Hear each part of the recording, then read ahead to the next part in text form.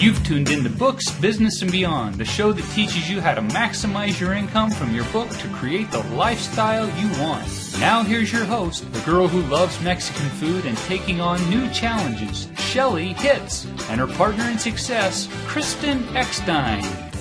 Welcome back to another episode of Books, Business, and Beyond, a podcast for authors where we help you go beyond your book royalties to find income in other ways to build your business. This is Shelly Hitz, your co-host, and I'm here with Kristen Eckstein. Hey, everybody.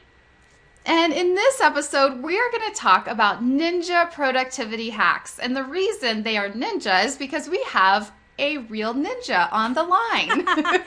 Real ninja, yes. Last week we had a couple other ninjas. Little known fact, Lee Collins, who we had on last week. So last episode, go grab that if you didn't already. We talked about productivity hacks, and we're just going to take it a little bit deeper here today with Shelly and I's personal tips. But Lee actually is a martial artist as well and was further advanced than I currently am. But I will be getting my black belt in May of 2015. So, woohoo! Yay! It's exciting. And yes, I do swing nunchucks around my head in the dark, as anyone who follows me on Facebook now knows. Yes, and so we are going to be sharing some of our best tips, and we could talk forever about this because Kristen and I love to get a lot of things done. We like to be productive, and we like to see things get done, see results, and take action. So, Kristen, why don't you jump in and start with a few of your tips? Sure. Well, here's the thing. Let me tell my tip of how I actually got super productive in my business. When I first started my business, I was doing everything myself. I was the janitor, I was the accountant, I was everything. So the very first thing that I did was I hired housekeepers. Now, this isn't something that you might necessarily think would benefit your business, but I will tell you that the first month that I had housekeepers come clean my house for me, my business income tripled. Hey, that's motivating. And it's because my strength is not cleaning, as anyone who has ever roomed with me at an event will tell you. I'm a total slob. Shelly's roomed with me for a night and seen my slobbiness. And I kept thinking every time I passed the bathroom, I got to clean the bathroom, or I'd pass the laundry, go, I got to do the laundry, or I got to vacuum the floors, I got to dust. All this stuff would just keep piling in my head, and my head was so full of all the I should have and have to's that I wasn't focused on what I really needed to do, which was build my business. So that is actually my top tip for the day. I'm starting it off with a bang here, is outsourcing. And outsourcing things that you might not even think about. Most of the time we think of outsourcing, we think of hiring a virtual assistant to send email or to set up a product, or hiring a book cover designer, to design your cover, or an editor or something like that. When really outsourcing can be as simple as getting help around the house. And, the second thing that I outsourced was the accounting.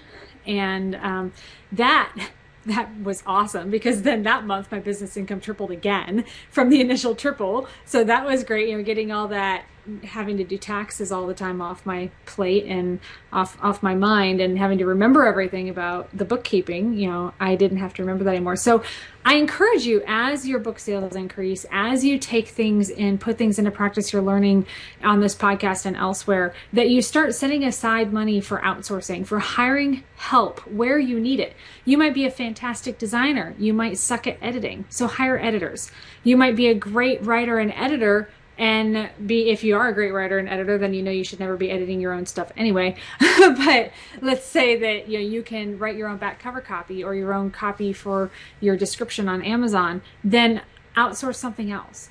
Find a way to be able to get help, because that is what sets successful people apart from unsuccessful people every day, is they get more done because they have more help doing it. I recently went through a process myself of having 3 different columns: the things I hate doing, the things I don't know how to do, or I'm not qualified, or I don't have the skills to do, and the things I shouldn't be doing. And it was kind of interesting to actually write it out. So I encourage you, those of you that are listening, to get out a pad of paper and a pen and put those 3 columns on there. Things that you do not like to do. And I'm the same way as you are, Kristen. Housekeeping is not my favorite thing. And, so it might be something like that, or it might be graphic design, or it might be the technical side of your website stuff, or it could be getting groceries. You can actually hire people to do stuff like that for you locally, and so, there's a lot of different things, just fill out that column and then fill out the column things you don't know how to do, and then the column things you shouldn't be doing. So even though I enjoy making all my little social media graphics and stuff like that, it doesn't mean I necessarily need to be doing it. Pay somebody a lot less to do that, and I could be doing tasks that could earn me a lot more. And so, I encourage you to do that, and outsourcing is definitely going to be a focus for me this next year. And with outsourcing, just real quick, one thing you really need to keep in mind is, what are you worth? Because so many entrepreneurs think they're not worth much. That what you have and what you have to offer the world isn't worth much.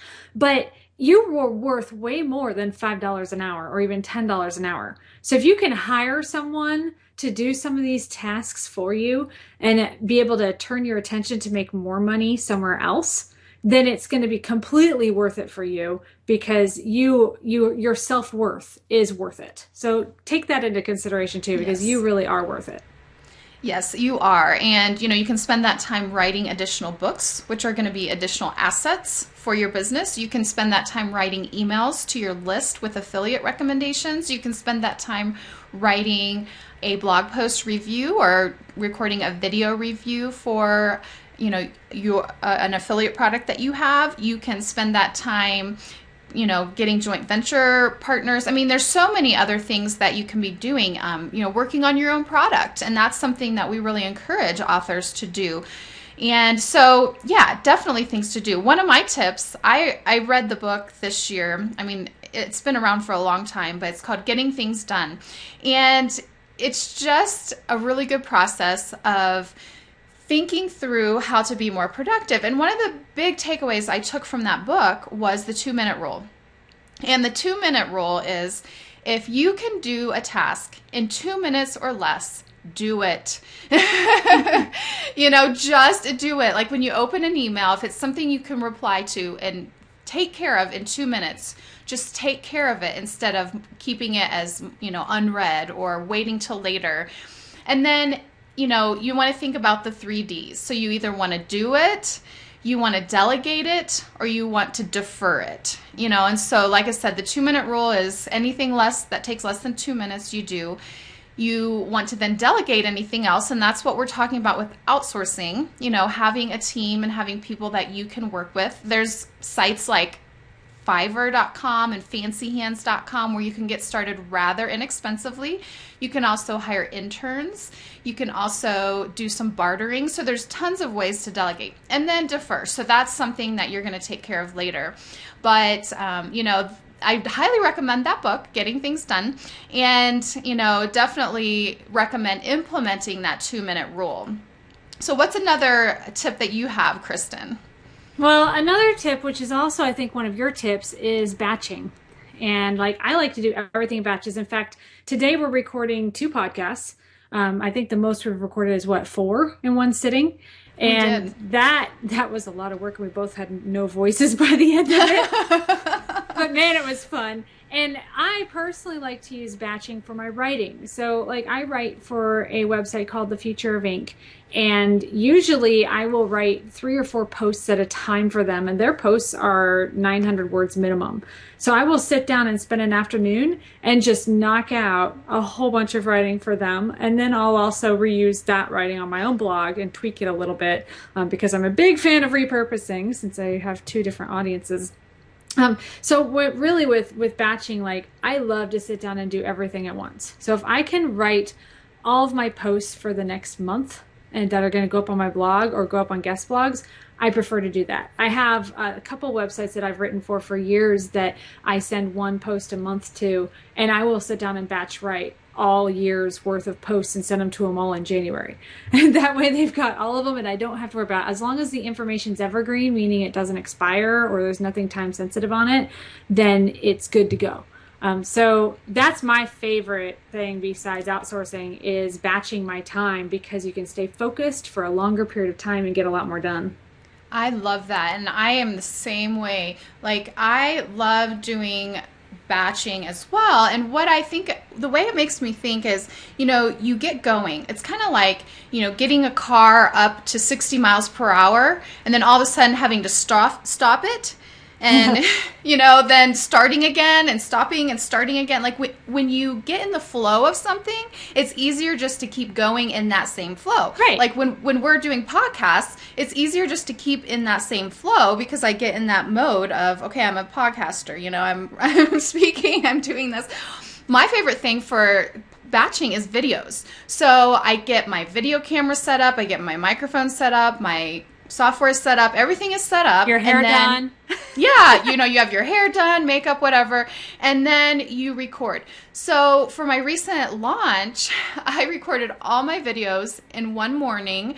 But what I did was I had costume changes. I changed my outfit. So it looked like they were recorded in different settings, but I changed outfits. So, that is a great way to do it. I also do that with my social media posts. So for trainingauthors.com, what my business partner Heather Hart and I do is we take turns, and every other week we will come up with the content for our social media. And I tend to find one day in the week when it's my turn, and I will schedule things ahead of time. You can schedule on Facebook, you can schedule on YouTube, you can schedule via Hootsuite for Google Plus pages and Twitter, and there's just a lot of ways that you can schedule, and then it frees me up to do other just spontaneous interactions through the week. I don't just let it go, but I get the bulk of the content scheduled, and then it takes that pressure off, and I can just enjoy my interactions on social media after that. So I think it's just such a great tip, whether it's writing, videos, podcasts, social media scheduling, to think of doing things in scheduled blocks of time. Absolutely. That's awesome. And then one of my last tips is when you get to start creating appointments with people. So whether you just want to talk to somebody and brainstorm ideas, or whether you want to do a coaching session with them, or somebody hires you for coaching, this tool has helped me immensely, and it's called Time Trade. You can find it at timetrade.com. Unfortunately, they do not have an affiliate program, but they're only $30 a year or something like that, maybe $50 a year. It's crazy cheap. And what it does is you can set up as many calendars as you want inside there, and they all sync to Google Calendar. So what I do is I keep my Google Calendar updated with my travel schedule, like when I'm driving, because it's really hard to have a coaching session with the top down if the weather's nice. Yeah, I've done that once before, and I will never try to do that again. But what I do is I can block out my time in Google Calendar, but I don't have to update Time Trade. Time Trade will automatically sync with Google and recognize that I don't have a time available and take that time slot off for me so that nobody else can see it. So when I want people to schedule a session with me, I just send them the link to go to Time Trade. They go through the system, which is as simple as clicking a date and then clicking a time and entering their email. That's all they have to do. I ask them some questions depending on what kind of appointment I'm setting, but they'll just basically give me their email and hit the submit button or the confirm button, and there you go. It's automatically added to my calendar. They automatically get email reminders, and I literally just have to pay attention to my calendar and show up. Yes, that is such a great tip, because when you can have everything sync up in one place, then you don't have to worry about missing appointments and such. I also found another site recently that I've been using. It's called youcanbook.me, and it's currently free to sign up. I know! You can book me. Youcanbook.me. And it's currently free, and it also does sync up with my Google Calendar. So I use that for coaching clients as well. But whatever program you use, to use a scheduling software can really free up your time, because you're not emailing back and forth. Does this date work? Does this date work? Does this date work? Oh, yeah. And going back and forth. So that is a really great tip. And the last tip that I want to share today that really just helps me to be more productive is to set weekly goals and to write it out in a place that I can see it. So what I have is I'm getting to be a whiteboard junkie. And I have 3 of them right now, but you don't need 3. But I have one of my whiteboards is directly to the right of my desk, and I'm looking at it right now, and it has, you know, the weekly schedule. So it's like Monday, Tuesday, Wednesday, Thursday, Friday. It has the week, and then it has a thing on the left-hand side for notes. So what I'll do is in the beginning of the week, usually on Sunday, I will write out what appointments I have and things, and then what are the main tasks I want to get done that week. Is there a product I need to get up? Is there something I need to record? Is there a book I need to work on? And I will write it out. And just having that constantly there as a reminder, it helps me to be more productive. It helps me to get the important things done, because Kristen, you're probably the same way. It's easy to get caught up in the tyranny of the urgent, you know? Like you just can be putting out fires, you can be interacting on social media, you can be emailing, and then you don't get the truly important stuff done. So that's one of the things that's really helped me this year is writing things out. And so I have that. And then I also have a monthly one too, just to see the big things that I need to get done for the month. And I can just see it at a glance instead of having to look into, you know, a planner or an online calendar or something. It's right there in my office. It's something right there in front of me, and I can just see it at a glance. So we have just shared quite a few tips. And, you know, is there any closing thoughts that you have, Kristen?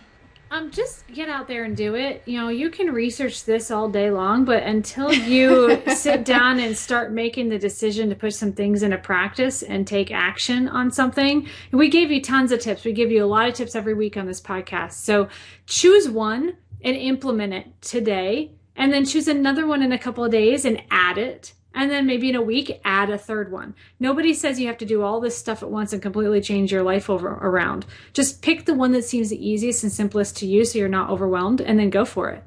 Yes, and I totally agree. Just start taking little steps. Those little steps add up to big things, you know, and that's what I've seen in my business. You know, when I first started helping authors online in 2010, it was just little thing by little thing, and now it's just blossomed into so much. I could have never imagined I'd be where I am today, but had I not taken all of those little steps along the way, and a lot of them seem inconsequential, you know, but they add up to something really big when you keep continuing to do it. Day after day, week after week, month after month. You do need time off. You do need times to rest. But we encourage you to find ways to be more productive. You know, use the tip that that resonated best with you, and then take action. So this is another episode of Books, Business, and Beyond. We encourage you to go get all the show notes, get all the links to the resources that we shared at our website, and download our free gift. And we look forward to seeing you next time. You've been listening to Books, Business, and Beyond, the show that teaches you how to maximize your income from your book to create the lifestyle you want. Visit your host, international best-selling author Shelley Hitz, and her partner in success, Kristen, the Book Ninja Eckstein, at booksbusinessandbeyond.com, and grab your free gift today. Tune in next time for more ways to diversify your income beyond the book, and don't miss a single episode. Subscribe to this podcast on iTunes.